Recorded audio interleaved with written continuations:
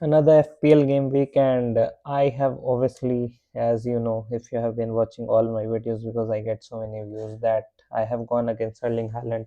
I am still against Erling Haaland because if you look at my team, AKDK, Boyan, Mateta. Maybe I was thinking about Mateta playing. I had him on the bench when he scored the goal, so I was a little bit surprised. I was not surprised. I was genuinely disappointed, but I think this is a good combination. I think AKDK against Fulham. Not expecting much from him, Boyan, but I have gone big in the midfield. I have gone with all hitters. Cole Palmer. I have just brought in Cole Palmer, and I know my defense situation looks pretty bad, but I think I'm going to sacrifice on the defense because I don't see too many trustable source of clean sheets. Maybe you will say Arsenal, but they have not had clean sheet for a long time now. So that also, even Guehi, Crystal Palace are not keeping clean sheets. I brought Lewis Hall because I just love this player. I don't mind Alderete coming from the bench because Tottenham have not been scoring too many goals, so I can see another nil-nil draw sort of scoreline. And Goodmanson also had a 8 pointer last week, so my bench looks decent. I don't mind my bench. Even 2 points from defenders, I'm going to sacrifice that because I'm not going to keep too much eyes on the defense because I'm an Arsenal fan and I trust my midfield more. Maybe these two players can be rested this game week, but I would hope not. And Foden, Palmer, Rogers, all big hitters, all these big teams depend on them, so all the teams are in form. All the teams have been playing well. Obviously, Chelsea have lost their manager, and that is going to be. You don't know how they are going to react. But given that Cole Palmer feels like he is the star man of the team, and he is on penalties and everything else, I think he can come up with a return. And if you look at Chelsea's fixtures from here on, I feel like they are going to have a good time. They will play Fulham, Brentford, Crystal Palace away. Crystal Palace who have not been looking good. Then four straight green fixtures. So their coming up fixtures are pretty kind to them, and I'm going to go on the Cole Palmer. I don't Cole Palmer train. I'm going to buy a ticket early so I can get high returns. Phil Foden, I'm still trusting on, although Chucky is looking more attractive right now. He's creating more chances. He's more involved against Sunderland. He looked way more involved than Foden did, and he had an assist. He had 5 points as well. He did not have an assist because Manchester City did not score a goal. But obviously, he's looking way more. He had defensive contribution points, which is insane. But okay, Boyan against Wolves just got their third point, so huge day for them. But let's see. I think Boyan scored in the last game. He gave me a return. I'm expecting more returns from him because he also seems to have decent fixtures. Nottingham Forest at home, Wolves away, Tottenham. Tottenham obviously the easiest of all, and Sunderland at home, Chelsea away. Chelsea away is difficult. Burnley is not difficult. So relatively, if you see his next five fixtures, four of them look pretty easy, and he can score the form. If he gains form in this period, I think he can go on with the momentum and score in a couple of games for me, and that would be enough. And then I'll just switch back to Haaland, and I'll be safe that way. But right now, I'm punting on Bowen and Ekitike. Ekitike obviously, he looks very involved. He looks always threatening in every single game. I don't know how the rotation thing is going on because obviously Isaac is injured now, so not much chances of rotating Ekitike. But I think yeah, he's looking pretty good, and he is a dependable striker in this FPL season. Morgan Rogers obviously Nottingham Forest at home. Nottingham Forest not having the best of season, so him firing would give me, like, I don't think, I still feel like he's only owned by 26.8% of people, and he has been having a wonderful season. Two continuous 15 pointers, like two continuous, then 6, 15. He has had three 15-point hauls.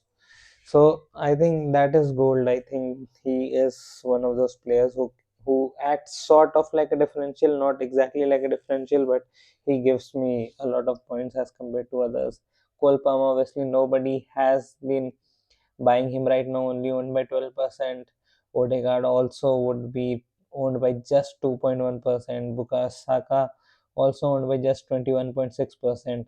If you look at even Phil Foden is owned by 40%. So Phil Foden is a little bit, there is a little bit of not keeping up with others in Phil Foden, but rest of my team, if you look at, I have totally gone against what everyone is going with, and obviously Erling Haaland can obviously destroy my game week easily, and I'll be distraught. But that is the risk you have to take. I have taken this risk for 5 game weeks. I have succeeded in 2 game weeks. If you look at my last game week also, my last game week, 40 average points. I didn't make any transfers and I got 55 points. My defense coming up clutch. Ekitike and Words, if one of them would have scored, I would have had a wonderful game week. If you look at my bench also, Calafiori obviously injured right now, but Goodmanson and Mateta also giving me 9 points. Saga coming up with an assist, Odegaard coming up with an assist, Bowen coming up with a goal. So it was fine. Keller keeping a clean sheet. One of those game weeks where your keepers are also very important because not a high scoring game week. That is, I think that is pretty nice for me as of now.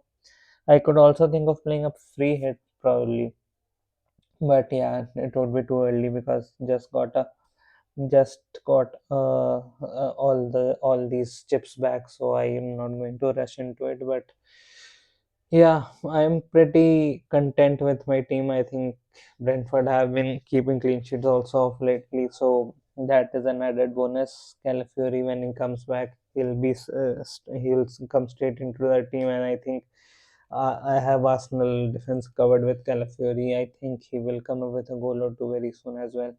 He is a threat from corners as well. He can shoot from outside the box, and he has been looking very threatening as of late. Obviously, he's gotten injured and he's very injury prone as well. But let's see what happens. I have money to go from Calafiori to Timber as well, so I'm pretty much covered, and that is why I wanted to get rid of Haaland for a little bit because I wanted the money to have freedom to have other players or to have better players in my defense, in my midfield. And I don't think I have really like discounted my striking position just because I have sold Haaland. I have brought in Ekitike, Bowen, and Mateta, who are all great threats right now. So that is fine. I think given the fixtures, let's go fixture by fixture. Aston Villa versus Nottingham Forest, obviously.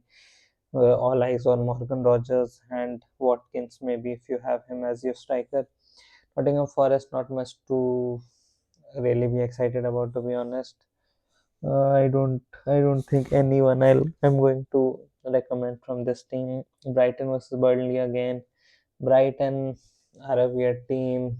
Maybe well back, or maybe I don't think Mitoma has been playing too much, and I don't trust Minte with end product. So not much for this fixture as well. Although Brighton can score a lot of goals, and their midfielders, attackers, anyone you like, someone is going to get a big haul. But I can't pinpoint on one player who will be getting a big haul. Wolves versus West Ham. Wolves have been doing well at home against West Ham. They will look to win this game as well. So let's see. But I'm very positive that Bowen can come up with a goal or two in this fixture, and especially I think Wolves will fancy themselves again West Ham, so they will attack them. They are not going to sit very deep and just soak in the pressure, so they will give space, and Bowen can find a goal or two here. Arsenal versus Bournemouth. Saka and Odegaard again, and I think even Gabriel, obviously, Gabriel, Saka, Odegaard, these are the players to go with. I don't think Arsenal have any strikers that you would like. A lot of people have Declan Rice in their team as well, but I think this is the period of the season where Arsenal are going to score a lot of goals. They are going to be very fluid. They are going to be playing free flowing attack, and they are going to go on a good run.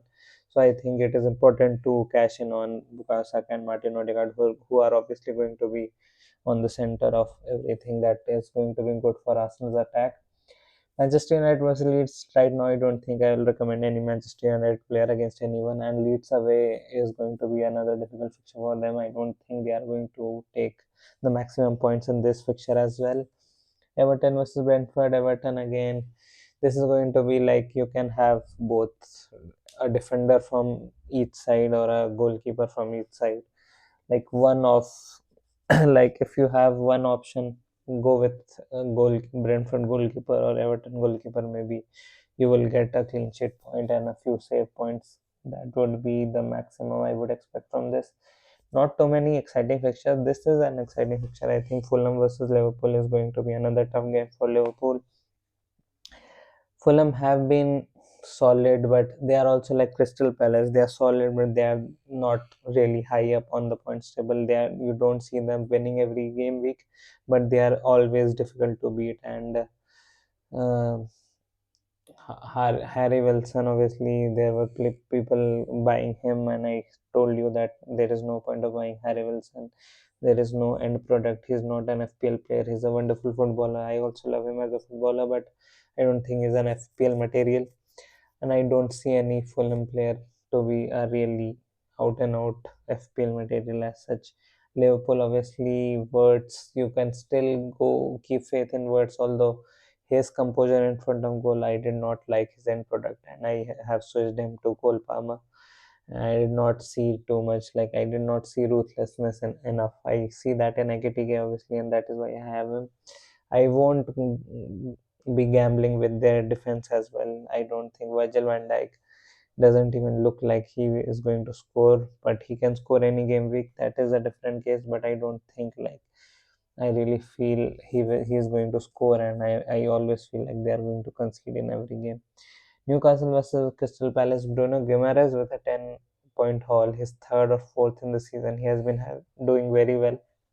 But I think against Crystal Palace, you'll more likely go with the defense and keepers as well in this game. I don't see too many goals in this fixture, and I think Newcastle are going to do one better and win somehow. I don't know how, could be any header, could be anything, but yeah, I don't see this to be a very high scoring fixture. Spurs versus Sunderland again. If you have Sunderland defenders like Eldoret, Mukiele, or even Ballard, that is fine. You can play them. I don't see any players from Spurs right now. Not even Kudos. Maybe a Van de Ven, maybe a Poro. Maybe I don't really like. Nobody guarantees points for Spurs. If they lose 1-0, which they are very capable of, it is the worst kind of result. Like nobody gets points from Spurs team. Manchester City versus Chelsea now. I think I don't know when you are going to buy Cole Palmer, but eventually you will need to buy Cole Palmer. He's going to go on a run. He's going to be scoring goals very soon. Phil Foden, Ryan Cherky looks like the best midfield option right now in the FPL. Haaland obviously will have, then Nico O'Reilly or Matthew Nunes, more likely Nico O'Reilly looks more attractive, but Guardiola and his goal threat, he had a lot of chances against Sunderland as well. So you can also go with Guardiola if you have the budget to buy him. And Donnarumma also had a good game, but I don't think that is sustainable, even though he is going to have a lot of clean sheets. But I don't think it is worth the money to invest on your keeper. And I think with Chelsea, Reece James maybe he might play in the midfield, so there is a little bit of scope. Long ranges, free kicks, he can come up with a goal or two, and more. Chelsea don't have too many other attractive options. Like even if Esteval plays, he's not going to be a consistent starter. So I don't see too much scope there. But yeah, I'm fine with my team right now, and I think it is going to be not that exciting a game week this time around. I think it would be low scoring again. But yeah, you have to depend on your midfielder scoring. I think you have to get your captaincy right. If you captain Haaland and he scores, then probably everyone has captained him. But if you captain some other player, some midfielder, even a Ranchaki or a Bukayo Saka, and they get a haul, then maybe you can leapfrog some players, a lot of players in the FPL game week and overall, obviously. So I think you need to target that, and yeah, let's see what happens in this Premier League game week, FPL game week, and I'll see you after that. Bye.